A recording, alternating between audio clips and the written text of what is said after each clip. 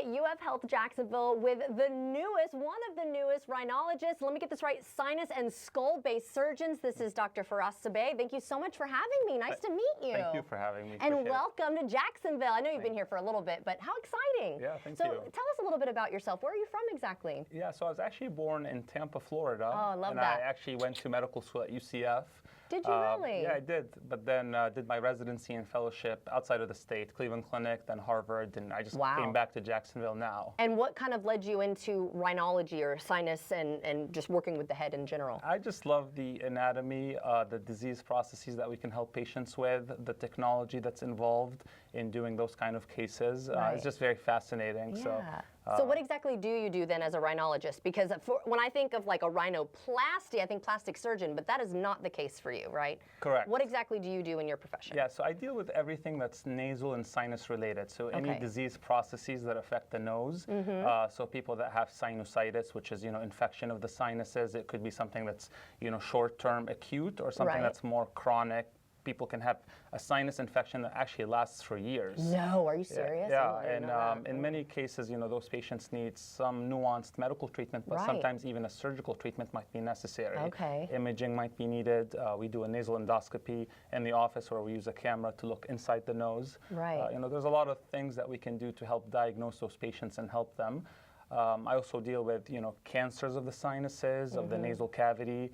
I deal with skull-based diseases, so I work with neurosurgeons to approach those disease processes. So like a pituitary adenoma would be a disease process that we tackle with the neurosurgeons. Wow, that's so fascinating. Well, thank you for what you do, because that just flew all over my head, and I need someone professional like you to help me out with that. So what tips would you have for someone to improve their nasal or their sinus issues? Yeah, so, things as simple as like using a Neomed sinus rinse to kind of irrigate the nose. Would that be kind of like the neti pot thing? Exactly. Okay. When somebody's having a cold or a flu, that could be very helpful. Okay. But sometimes that could be necessary even for a longer period if somebody has chronic sinus disease. But sometimes, patients don't really know what is it that they need. So coming to an ENT specialist would be my advice. If you're having, difficulty breathing through the nose, facial pressure, you're having some colored mucus come out, you're having difficulty with your sense of smell, which has been very highlighted since COVID. Oh, yeah. We're very aware of that now, aren't we? Exactly. So all of those would be good reasons to come see ENT specialists, especially one like myself who focuses on the sinuses. Right. And so what kind of services are offered at UF Health Jacksonville? Yeah, so myself and my colleague, Dr. Bolger, we offer services related to the nose and sinuses. But then I do have Dr. Thapa and Dr. Anazi who deal with voice and swallowing disorders, hearing loss, cochlear implantation. We do have an excellent team of audiologists, for all types of hearing tests, balance tests, speech therapists that help us with swallowing disorders, speech pathologies that, kids and adults deal with. Right. So we have an excellent team, and, we're hiring more team members in the coming months and years. So we're a growing department here. Yeah, it sounds like it. It sounds like you've got it all covered, especially in the ear, nose, and throat department, right?